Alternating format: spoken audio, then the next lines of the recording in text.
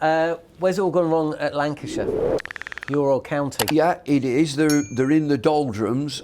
Just coming down on the train, I've seen that Mark Chilton, who's the director of cricket, has just done a 3-part interview of, the troubles that they had and the struggles, and he didn't think they'd do that well in the championship. It'd be a struggle, but he's convinced that they've got the right people in the background to bring it forward again.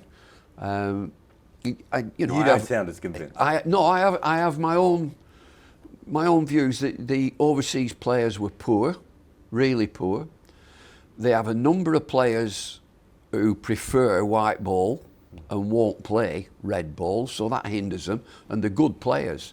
You'd like to think that somewhere down the line, Liam Livingstone, Luke Wood, Phil Salt. Josh Butley, you can forget him. Liam Livingstone's got a really good first-class record. I thought he could have played Test match cricket, but he's gone down the white ball route, so that has been a hindrance. At the top, right, the very top of the club, that I've always been used to since 1965, to having a hands-on chairman who's he's on top of the game. And just a question that I'd mildly ask, politely, because it's my club, is cricket the priority? Is it a cricket club? Is it still a cricket club? A lot of functions. Or a hotel. A lot of concerts. Or is it a stadium? Yeah. So they've got to address that. How much money are they getting? So they're going down, right?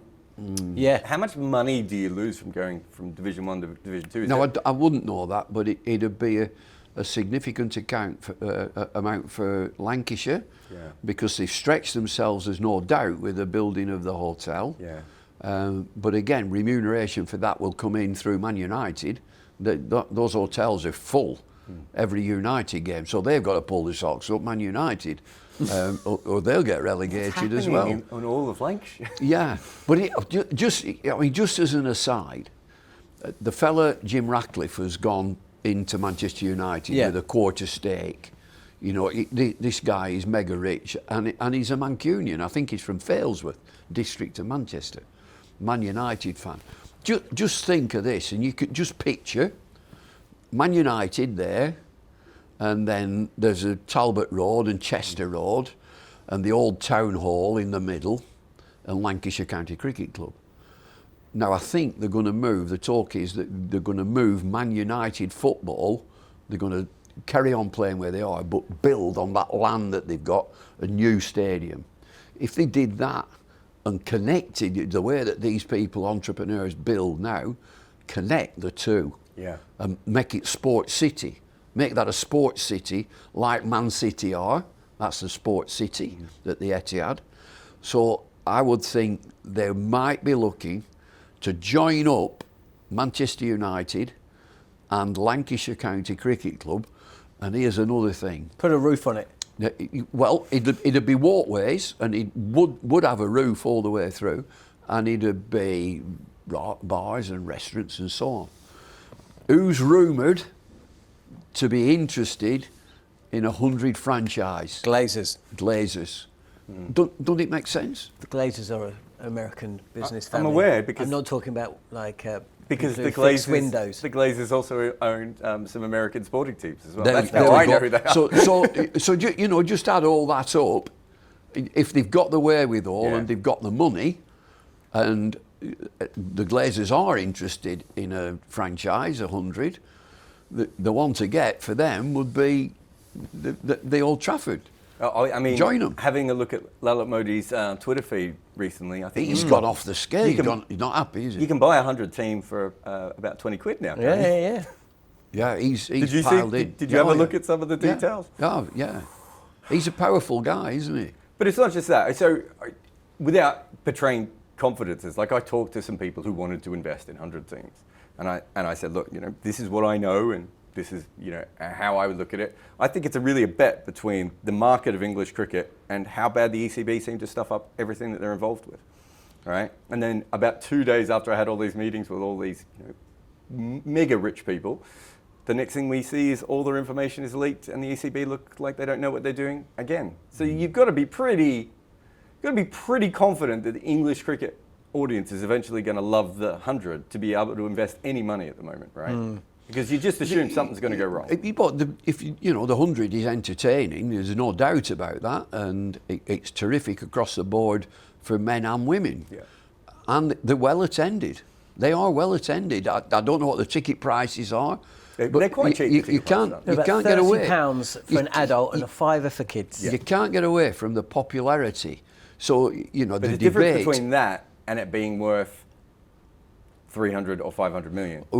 Our last conversation here, and you were absolutely convinced if these teams were sold, if the 100 teams franchise was sold off, it would revert very quickly back to T20. Yeah. It wouldn't be 16.4 overs if the Indian investors came in. So I would think it's exactly the same for the Americans. They wouldn't want 16.4 overs. They want it longer because there are more adverts to get in. Yeah. If it's a 20 over game, you're going to get more adverts on their broadcasts in India or America or wherever you are. So when you buy a sporting team now, I remember talking to Manoj Badali, who owns Rajasthan Royals, and he was basically saying you buy a sporting team partly because you know that the right cycle is going to keep going up, but you're also buying it for content, right? So you can almost, we've seen it with, all the English football teams, they have their own TV channels, right? That's part of the reason you're buying it. It sounds silly, but those extra few balls each game, there might be a silly run out, there might be a catch, there might be a mascot might get hit in the head and get knocked over. Anything could happen that can go viral, that can help your brand grow. You want it longer. The more you can get, the better, right? And so I think the whole thing's interesting. Let's think about what ECB did. They went out of their way to name these teams very specially. No one, the Ambani family are in the 10 richest families on earth. If they buy one of these teams, most likely the Lord's team, right? They are not. They're going to want it to be the Mumbai Indians. Well, Hampshire, it's announced today that Hampshire has been sold. Yes. How much that cost you, Bumble? And I'm not sure if the IPL bit, I'm not sure how the IPL bit works, but essentially this is a family or a business that has created the Delhi Capitals and the Dubai Capitals and They bought all the Capitals. team. They bought a team. So in the UK. it won't be the Southern Brave anymore, will it? No. You wouldn't have thought so. No. Capitals. There'll be something Capitals, won't they? If I'm buying it, I'm going to want to change it. Just to go back, so let's say the Ambanis buy the London team. What's the London? Spirit. So it's named that because of the spirit of cricket. So are they going to change that to the Mumbai Indians London Spirit? Or is it just going to be Mumbai Indians London, which is probably what you would rather call it, right? Literally selling the spirit of cricket at that point. That's where we are. And as I said, I don't think these teams are worth anywhere near the sorts of money that the ECB thought that we're going to get a while back. Is there a chance that there's going to be a couple of fire sales? If you're going to buy a team, I would have thought Manchester and London are the two places, maybe Birmingham. Some of those other teams, it's going to be hard to get someone to buy them. Right? Yeah. That's why the thing that I've just explained there about Manchester is sexy. You can see that. Yeah. If the rumour is right, and the Glazers had a team in the ILT20 in Dubai. Yeah, the Desert Vipers? They had a team. He was there. I was commentating. Yeah. Mr. Glazer, I think it was Avram, was there for the duration. He didn't just pop in. Did he take you out for dinner? No, he didn't. But he was in the same restaurant as Rowan Gavaskar. Rowan, an absolute massive Man United fan, went across and said, and they were in a cup final. He was one of the Wembley finals. Can I just wish you all the best? And they started chatting, and cards were exchanged.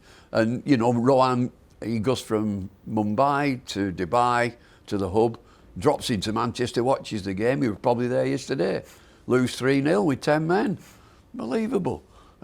Move on. On AM, on DAB, via the talkSPORT app and on your smart speaker. talkSPORT.